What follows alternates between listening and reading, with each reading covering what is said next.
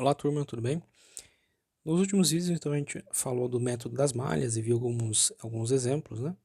Então se a gente for aplicar o método das malhas, por exemplo, para este circuito genérico aqui, só relembrando alguns passos, a gente tem que definir onde são as nossas malhas. Eu tenho aqui a minha malha M1, a malha M2, né? E eu vou definir um sentido de uma corrente de malha que percorre só esta malha M1, né? Então eu chamei aqui de corrente I1, a corrente de malha da malha 1 e 2, a corrente de malha 2, definidos os seus sentidos, né? Então, para aplicar o método das malhas nesse circuito, a gente vai escrever as equações da lei de Kirchhoff das tensões para cada uma das malhas.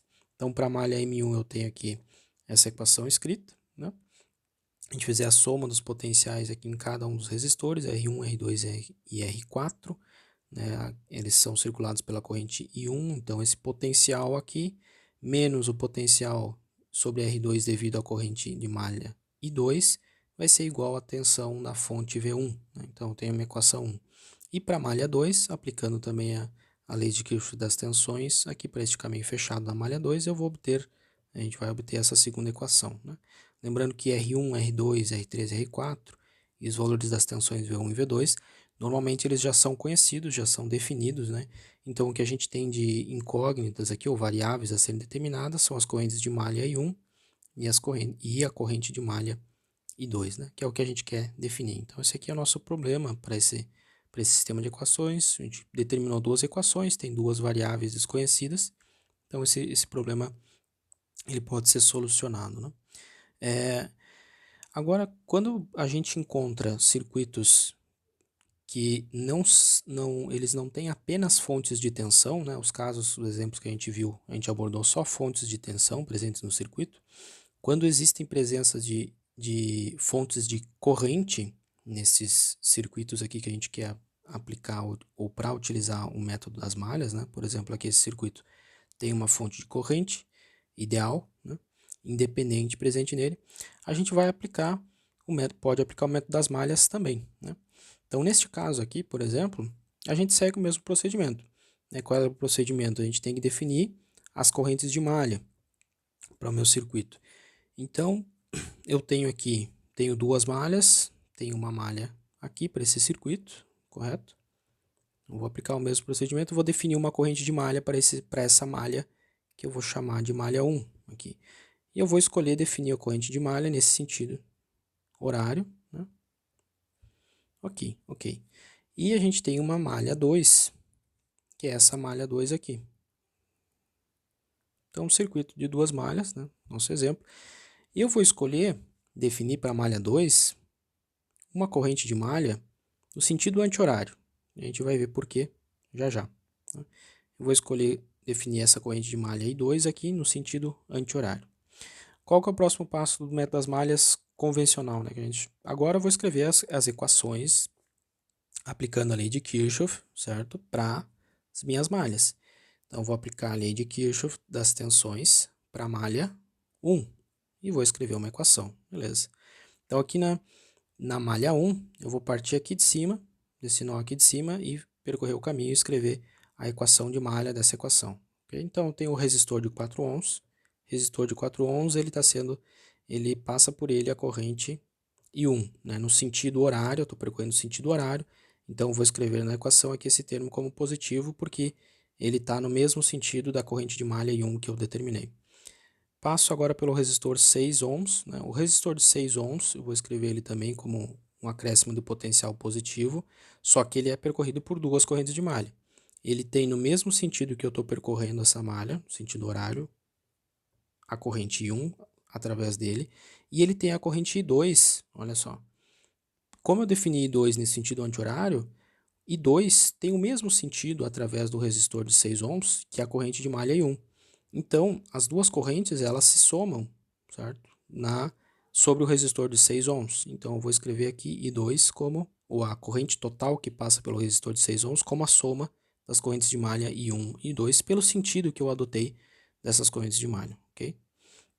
E aqui, continuando a escrever a equação da lei de Kirchhoff das tensões na malha 1, né? Então, eu chego na fonte pelo terminal negativo, né? Menos 10, e aí eu volto lá para o meu nó de partida, então eu percorri todo o caminho igual a equação a zero. Então, reescrevendo essa equação aqui, eu tenho 4 e 1 mais 6 e 1, eu tenho então total aqui de 10 vezes a corrente de malha I1, mais 6 vezes a corrente de malha I2. Isso aqui tem que ser igual a 10, né? 10 volts. Então essa aqui é a minha primeira equação a equação que a gente obtém da lei de Kirchhoff das tensões para a malha 1, ok? Agora vejam para a malha 2. O que a gente tem na malha 2? Na malha 2, eu não sei qual é que é o potencial sobre a fonte de 5 amperes. Existe um potencial aqui, V, que a gente não conhece. Porque isso aqui, as fontes de corrente ideais, elas fornecem uma corrente constante. Essa fonte aqui ela fornece nessa direção em sentido 5 amperes constante, mas o potencial sobre elas pode ser qualquer valor. Ela permite, né, a fonte ideal, qualquer potencial sobre o terminal dela. Quem que vai definir o potencial que está aplicado sobre ela? O resto do circuito que está conectado nessa fonte. Então, o restante do circuito que está conectado a ela é que vai definir esse potencial. Mas eu não sei que potencial é esse, né? Então, como é que eu vou escrever uma equação da lei de Kirchhoff das tensões? Okay? A gente até pode escrever, mas eu vou ter mais uma incógnita aqui, que é essa tensão V, certo? Se a gente escrever a lei de Kirchhoff das tensões aqui, para essa malha 2, né? Vamos fazer esse processo só para analisar, né? Então, eu vou ter que escrever o seguinte, saindo desse nó aqui de baixo, por exemplo, ou vamos começar com o nó aqui de cima, né? Começar por esse nó, percorrer, eu tenho 3 ohms, agora eu vou percorrer a malha pelo sentido anti-horário, né? No mesmo sentido da minha corrente de malha que eu atribuí, então eu vou escrever 3 ohms vezes a corrente de malha I2. Aí eu venho agora pela malha 2, veio para o resistor de 6 ohms. No resistor de 6 ohms eu tenho I2 e tenho I1 fluindo, ambas no mesmo sentido. Então o potencial sobre esse resistor aí é de 6 ohms vezes I2, que é da malha que eu estou fazendo a equação, mais I1.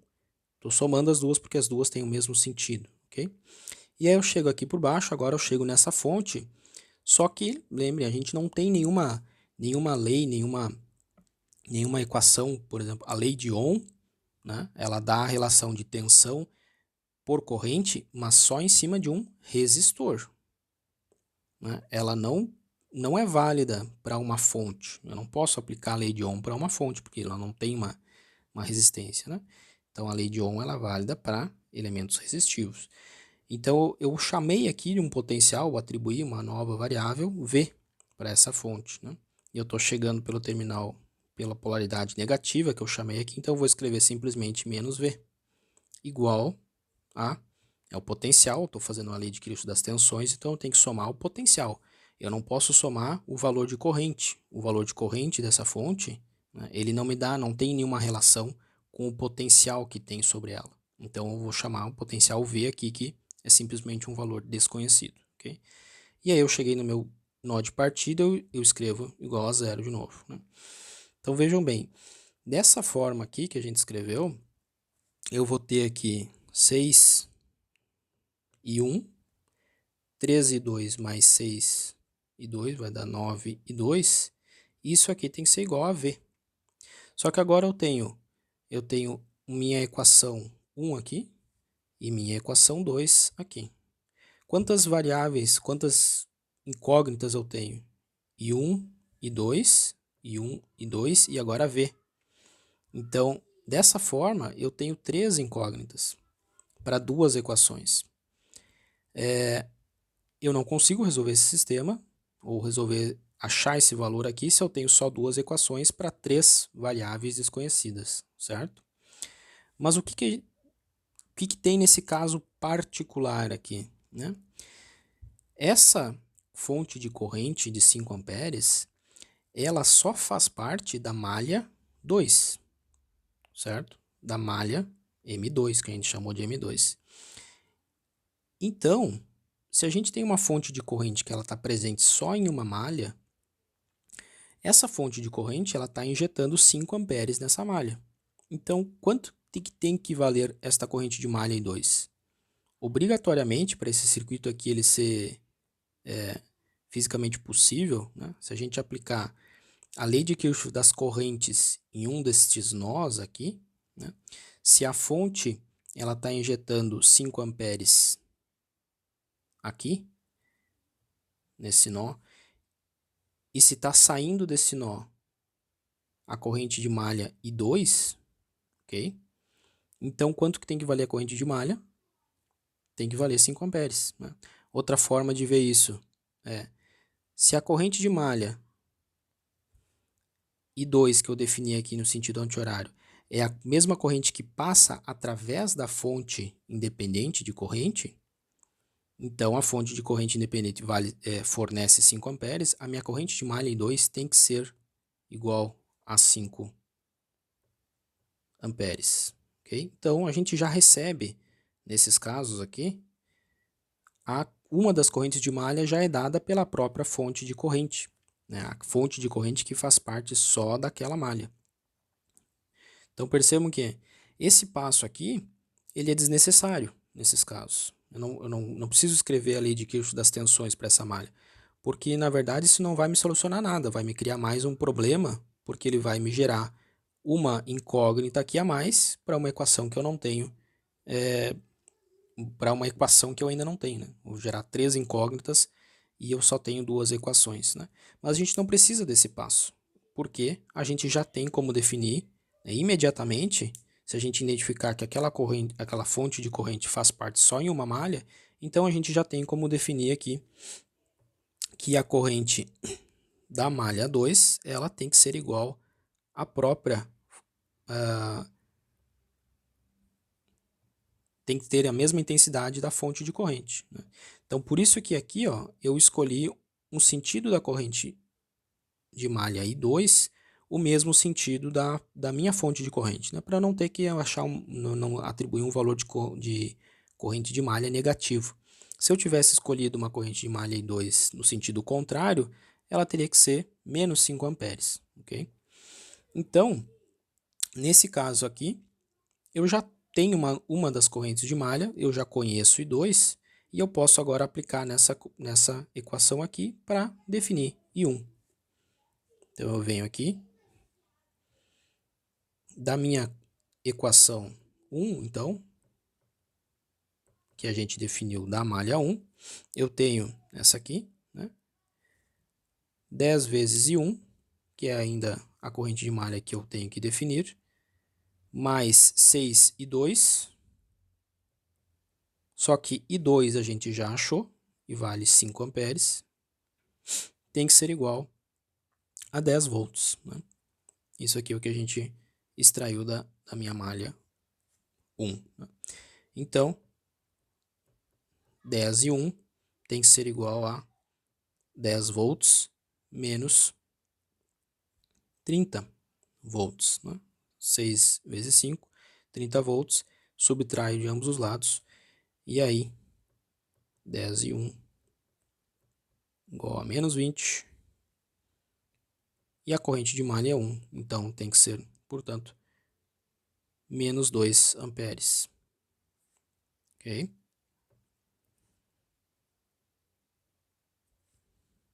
Então, percebam que quando a gente for analisar algum circuito com fontes de corrente, e essa fonte de corrente, independente no caso, né, ela está presente, ou ela faz parte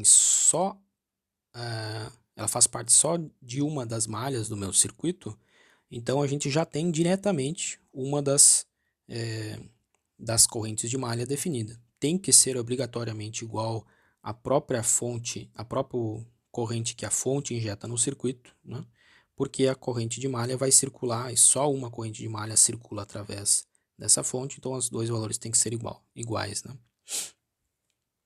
Então, este caso aqui, a gente já tem uma das correntes de malha definidas de cara. Né? Basta identificar que aquela fonte de corrente ela faz parte só de um circuito. Então, isso aqui a gente pode dizer que é um caso particular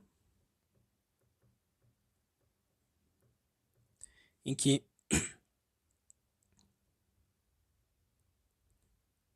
a fonte de corrente ela faz parte só de uma malha, né?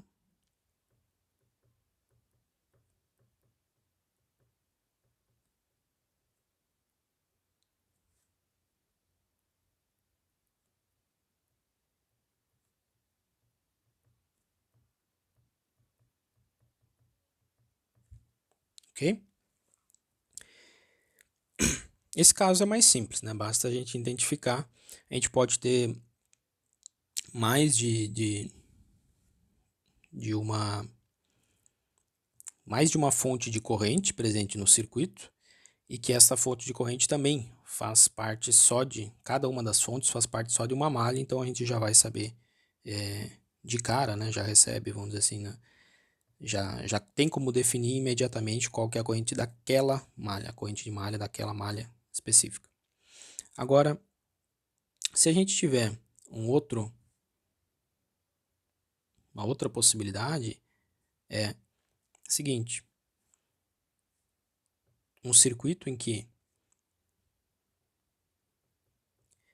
a gente tem fontes de corrente presentes. Vamos desenhar aqui um circuito exemplo.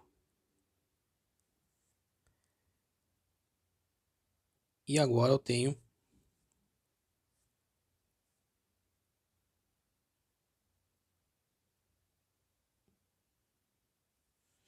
uma fonte de corrente que ela faz parte mais de uma malha.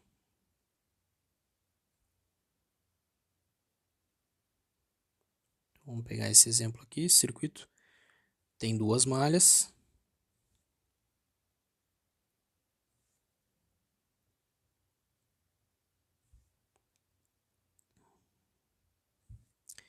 Tem uma fonte de corrente presente aqui nesse circuito, uma fonte independente. Bem, se a gente fizer o mesmo processo, né, vamos identificar as malhas. Vou chamar essa aqui de malha 1. E já vou definir uma corrente de malha para essa malha. Vou chamar uma corrente de malha I1 aqui. E vou identificar uma malha 2 aqui, neste caminho. E vou chamar também aqui, vou escolher também I2, sentido horário, corrente de malha I2, certo? Bom, a gente percebe que tem uma fonte de corrente, mas agora essa fonte de corrente, ela está no ramo central desse meu circuito. E ela está presente tanto na malha 1 quanto na malha 2, né? Eu chamei aqui minha malha 2. Então eu não tenho como definir já de cara que o valor da corrente de malha I1 ou I2 vale essa corrente 6 amperes. Porque essa corrente 6 amperes, na verdade, quando ela chegar aqui em cima, ela vai se dividir, né? Para uma parte dela vai ser a corrente 2 e uma parte vai ser a corrente I1, com sentido oposto, no caso, né?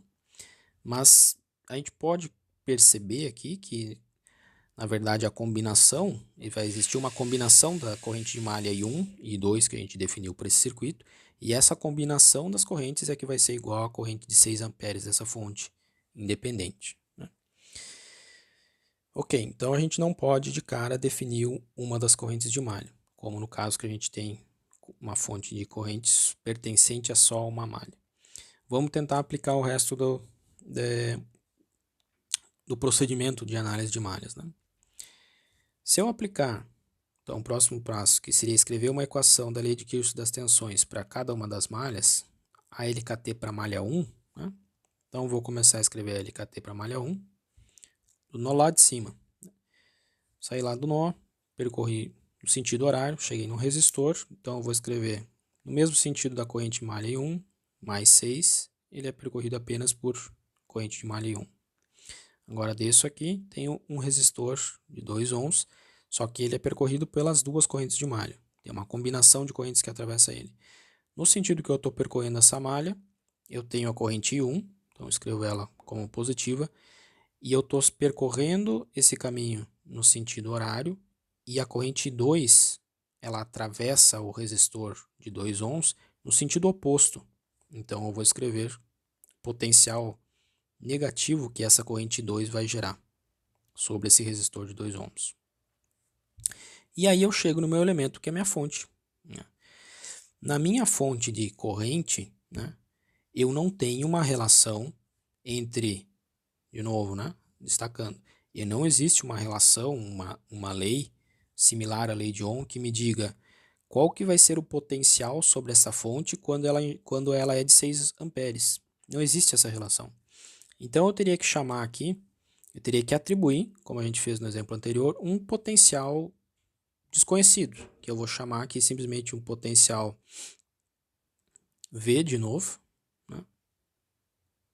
Positivo lá em cima e negativo aqui embaixo, que é o potencial que eu não sei, eu desconheço. Né? Eu não posso dizer, não posso fazer nenhuma correlação desse potencial V com esse valor de corrente que ela injeta no circuito, porque é uma fonte independente. Né? Lembrem do modelo, uma fonte de tensão ideal,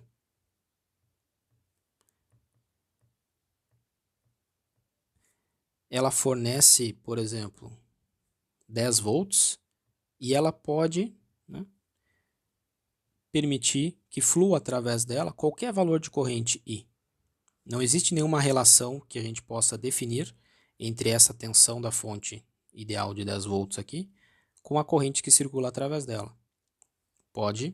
Isso aqui, essa corrente vai depender do circuito equivalente que eu conectar a essa fonte. O mesmo é válido para a fonte de corrente. A fonte de corrente ideal, se ela fornece esta amperagem, esta corrente de 5 amperes nesse sentido, não existe nenhuma lei, nenhuma equação que me permita correlacionar qual que vai ser o potencial sobre os terminais dessa fonte, unicamente sabendo que ela fornece 5 amperes. Esse potencial aqui vai depender única e exclusivamente do circuito equivalente que tiver conectado a essa fonte. Então, a fonte de corrente ideal, ela pode ter sobre os seus terminais qualquer potencial, qualquer valor de potencial, depende do meu circuito que eu conectar a ela. E a fonte de tensão ideal também, ela pode ter qualquer valor de corrente circulando através dela, independente, vai depender, na verdade, do circuito equivalente que eu conectar a essa fonte aqui. Então, não posso fazer uma correlação direta de essa fonte de 10 volts, então eu vou ter X amperes aqui. Não, depende do circuito que eu estou conectando aqui. A mesma coisa aqui. Então, esse potencial é desconhecido. A gente não tem como nenhuma fórmula, nenhuma equação que a gente possa escrever aqui um potencial na fonte nessa fonte de corrente de 6 amperes em função da corrente nela.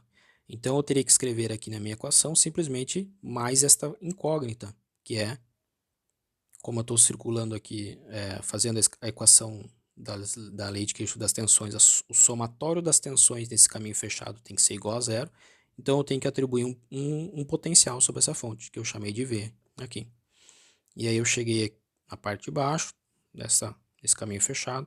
Agora eu estou chegando lá na minha fonte de menos 20 volts pelo terminal negativo. E aí sim completei o caminho fechado, né? No mesmo nó, então, igual a zero. Apliquei a lei de Kirchhoff das tensões. A soma dos potenciais em cada elemento. Esse aqui é o potencial no resistor de 6 ohms. Esse aqui é o potencial no resistor de 2 ohms. Esse aqui é o potencial que a gente não conhece sobre a fonte de 6 amperes. E esse aqui é o potencial da fonte de 20 volts. Então, a soma dos potenciais em um caminho fechado é igual a zero. Okay? Então, se eu reescrever essa equação aqui, eu vou ficar aqui agrupar os termos comuns, né? 6 e 1 mais 2 e 1, vou ter 8 e 1, e menos 2 e 2. E agora eu criei uma nova variável, uma nova incógnita, que é a incógnita V, que é a tensão sobre a fonte de 6 amperes. Eu não consigo desdobrar ela em uma relação em função da corrente I1 ou I2. Isso aqui deve ter que ser igual a 20 volts. Né? Se a gente escrever a lei de Kirchhoff das tensões para a malha 2, a gente vai chegar num problema similar. Eu vou escrever aqui a lei de Kirchhoff das tensões para essa segunda malha, o potencial sobre o resistor de 10 ohms, sobre o resistor de 4 ohms, e aí depende unicamente da corrente de malha I2, em função da corrente de malha I2, pela lei de Ohm eu consigo escrever esses termos. O potencial sobre o resistor de 2 ohms é a combinação, a resistência dele vezes a combinação das correntes I1 e I2, né? Então consigo escrever um potencial em função das correntes de malha I1 e I2, mas na minha fonte de corrente não. Então, de novo, eu vou escrever uma equação aqui que ela vai ter três incógnitas. I1 é uma incógnita, I2 é uma incógnita e V também é uma incógnita. Né? Então, só para a gente exemplificar aqui, aqui a gente vai ter as duas resistências em série aqui, a gente pode fazer simplesmente uma equivalente, vai ser 14 e 2, mais a contribuição do 2 ohms, o total aqui que a gente vai ter menos 2 e 1, mais 16 e 2. Se vocês fizerem os passos passo a passo aqui dessa equação, menos V também igual a zero. Então, essa aqui vai ser a nossa segunda equação que a gente vai extrair dessa malha 2, se a gente tentar escrever esse sistema de equações. Então, ó, a gente tem três incógnitas, tá? E 1, que a gente não conhece, e 2, a gente também não conhece, e V, que a gente não conhece. Então, de um problema que tem duas malhas, né, esse problema ele continua tendo apenas duas malhas, certo? De um problema de duas malhas, nesse caso aqui, por esse caminho, a gente criou três incógnitas, ou acabou encontrando três incógnitas. O problema disso aqui é que a gente até pode escrever outras relações aí do potencial em função de um circuito equivalente, enfim. Mas mesmo se a gente conseguir escrever uma equação que a gente achar uma terceira equação, a gente aumentou a complexidade do nosso sistema. Ao invés de resolver um sistema de duas equações, por exemplo, aqui, nos outros casos, né? Se tivesse só fontes de tensão, a gente teria duas malhas, tinha duas incógnitas, I1 e I2, e duas equações, é um problema, uma matriz 2x2 que a gente resolve. Agora, se a gente criou uma terceira incógnita aqui, a gente está aumentando a complexidade do nosso sistema. É mais trabalhoso, né? E nesse caso aqui, um trabalho desnecessário. Por quê? Se a gente tiver uma fonte de corrente que ela está presente, nesse caso aqui, né, ela está presente em duas malhas, inevitavelmente, se a gente quiser seguir esse caminho, vai ter que criar mais uma variável aqui. Né? Então, qual que é a outra forma que eu posso fazer esse problema?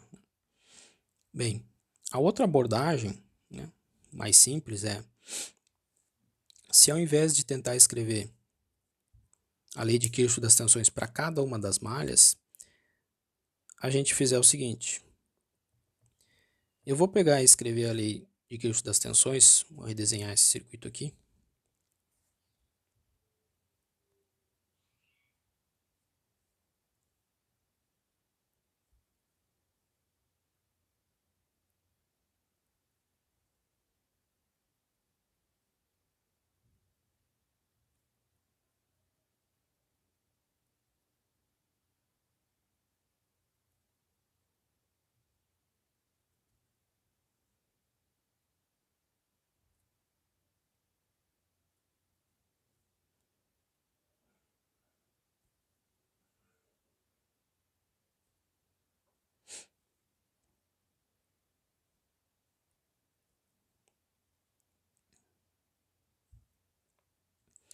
Eu vou deixar definido ainda as minhas correntes de malha, I1 e 2, ok? Então eu tenho uma corrente de malha nesse sentido, I1, e uma corrente de malha e 2, nesse sentido. Só que agora eu vou imaginar que como se eu abrisse esse circuito ou tirasse, desconectasse desse circuito temporariamente, né? Esse ramo central. Eu vou ignorar, na verdade, eu não vou desconectar, eu vou simplesmente ignorar esse ramo central. Então eu vou tirar esse circuito daqui, esse ramo central, mas a gente sabe que ele está lá presente, né? Eu só estou ignorando o que tem aqui no meio. E vou definir, então, que essas duas malhas que a gente tem, malha 1 e malha 2, já que se eu tentar escrever uma equação com o potencial nesse ramo central, aqui que tem a fonte de corrente presente, eu vou acabar me complicando aqui, criando mais uma variável para o meu sistema, né? Então eu vou eliminar, eu vou ignorar esse ramo. E aí vou escrever uma equação para a junção das duas malhas. Eu tenho um caminho fechado aqui, ó. Eu tenho um caminho fechado por fora dessas malhas, né? Por definição, isso aqui não é uma malha, mas é um caminho fechado. E eu posso aplicar a lei de Kirchhoff das tensões para esse caminho fechado externo aqui. Só que o que é esse caminho fechado externo aqui? Isso aqui eu estou juntando a malha 1 com a malha 2. Isso aqui é o que a gente chama de, nessa procedimento aqui, uma supermalha. Certo? Então eu tenho uma supermalha, nada mais é que eu juntar ou fazer o caminho de duas malhas vizinhas, né? Malha 1 e malha 2, e escrever uma equação só para esta supermalha, né? Essa supermalha, ou esse caminho, eu eliminei a presença da minha fonte de corrente, né? Que era o problema que me criava mais esta variável aqui, ou indesejável, né? Indesejável para o circuito, para a análise do circuito. Então, eu vou escrever agora uma lei de Kirchhoff das tensões para este caminho fechado, essa supermalha. Então, eu vou aplicar a LKT para supermalha. Similar ao que a gente já fazia para uma malha convencional, né? Então, vou escolher esse nó de partida aqui de cima, de novo, e vou escrever agora qual que é o potencial sobre o resistor de 6 ohms em função das correntes de malha que eu defini. A única corrente de malha que atravessa esse resistor é a própria corrente I1. Então, eu vou circular a supermalha, eu vou percorrer a supermalha no sentido horário. Então, no resistor de 6 ohms, eu tenho o potencial de 6 ohms vezes a corrente I1. Agora, lembre, eu vou ignorar o ramo central e vou continuar para esta direção aqui, né? Então, eu vou lá para o meu resistor de 10 ohms. No resistor de 10 ohms, a corrente que circula por ele é apenas a corrente I2. Então, eu vou escrever na minha equação da LKT da supermalha, eu tenho 10 ohms, lei de Ohm sobre aquele resistor, vezes a corrente I2, minha corrente de malha I2. Aí eu tenho mais um resistor aqui, que eu podia simplesmente fazer o equivalente também desses dois resistores em série, aqui o 10 ohms e o 4 ohms, já que eu não tenho nenhum elemento entre eles, né? Ó, eu não posso fazer o resistor equivalente do 6 com 10 ohms, porque eles não estão em série. Lembra que a gente só ignorou, mas que existe um ramo aqui no meio. Então, o 6 ohms e o 10 ohms, eles não estão em série, né? Cuidado. Aqui eu posso escrever, juntar os dois equivalentes, mas vamos dizer que o nosso problema são resistores reais separados, e lá no final do problema eu quero dimensionar a potência que esse resistor de 4 ohms precisa ter. Então, para análise do meu circuito, faz sentido que eu mantenha eles separados, né? Então, eu vou escrever aqui mais 4 e 2. E aí, vou continuar agora aqui por baixo, né, nessa supermalha, nesse caminho. Vou aqui por baixo, não tenho mais nenhum elemento, ignorando o ramo central, e vou voltar lá em direção ao meu nó central. Passo pela fonte, cheguei na fonte pelo terminal negativo, e aí cheguei no meu nó de partida. Ou seja, completei o meu caminho fechado, igualo a zero. Então, essa equação aqui, agrupando os termos, eu tenho 6 e 1, mais 10, mais 4, né? Ou seja, mais 14 e 2, tem que ser igual a 20 volts. Então agora eu tenho uma equação, e aí eu ainda continuo com duas incógnitas, correto? I1 e I2. Mas pelo menos eu não criei, a gente não foi necessário criar uma terceira incógnita, aquele potencial desconhecido lá sobre a fonte de corrente. Então eu continuo com um problema inicialmente de complexidade de duas variáveis desconhecidas. Eu só preciso encontrar ou definir mais uma equação, então, para esse sistema. Da onde que eu tiro uma equação desse sistema, uma equação auxiliar, complementar aí, que eu possa, então, resolver esse sistema de duas incógnitas ter uma solução? Eu tiro essa equação justamente daquele ramo central que a gente inicialmente ignorou, né? Por quê? Aquele ramo central, que ele existe no circuito, né? A gente só ignorou para escrever a equação da lei de Kirchhoff das tensões pela supermalha, ele tem essa característica aqui. A fonte era de 6 amperes. Né? E por esse ramo central, desde o início do problema, a gente definiu que do lado esquerdo circulava uma corrente de malha I1 e do lado direito desse ramo central circulava uma corrente de malha I2. Certo? É isso que a gente tinha definido lá no começo da análise desse circuito. I1 aqui do lado esquerdo desse ramo e I2 lá do lado direito. De tal forma que, quando essas correntes de malha passam por esse ramo central, a gente percebe que elas estão se combinando. E qual que tem que ser a corrente, obrigatoriamente, que circula nesse ramo?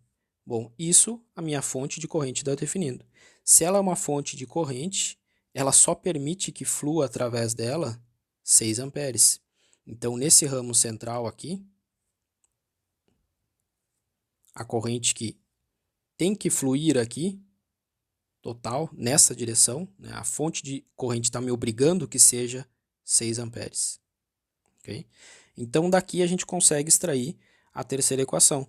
6 amperes, que é a corrente que a minha fonte está forçando que tem que fluir necessariamente, é forçado, né, pela própria fonte de corrente, que flua nesse ramo central. Eu tenho 6 amperes, tem que ser igual ao quê? Então, tem que ser igual a, no mesmo sentido da corrente 6 amperes nesse ramo, eu tenho a corrente I2 fluindo, concordo? Então, eu tenho aqui I2, ela tem o mesmo sentido nesse ramo, ó, as duas têm a mesma direção, fluem desse nó aqui para um nó inferior para o nó superior, I2, e a corrente I1, ela flui no sentido contrário. Então, a combinação dessas duas correntes é tal que I2, que tem o mesmo sentido da corrente da minha fonte, menos I1, tem que ser igual a 6 amperes. Certo? Então, aqui está a nossa segunda equação. Ó. Tenho a equação 2 e a equação 1. Tenho a incógnita I2 e I1. E agora eu tenho um sistema de duas equações e duas incógnitas. Então, tenho 6 e 1, que a gente tirou da minha da supermalha, né? O que a gente chamou de supermalha. Tem que ser igual a menos a 20, né? 20 volts. Essa é a nossa equação 1. E menos I1 mais I2 tem que ser igual à corrente da minha fonte, 6. Então, agora eu tenho um sistema que tem solução, né? Eu tenho duas equações e duas incógnitas, então a gente pode solucionar esse sisteminha aqui, ok?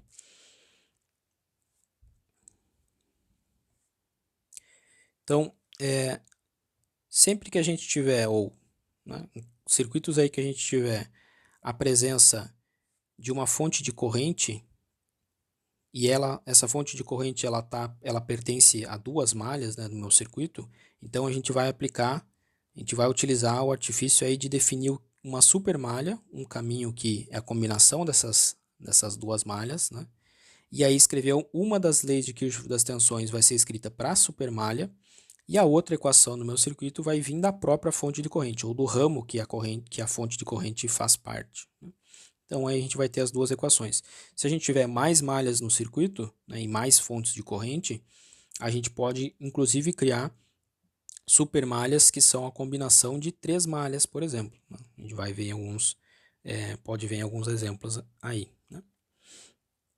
Então a supermalha, né, esse conceito aqui de supermalha, ela é quando a gente pega duas malhas e forma então uma chamada supermalha aí, ok? E aí a gente ignora aquele ramo que existe a fonte de corrente para escrever essa equação aí. Então esse sistema aqui, vocês podem fazer, encontrar a solução dele aí. Vocês devem achar uma corrente I1 de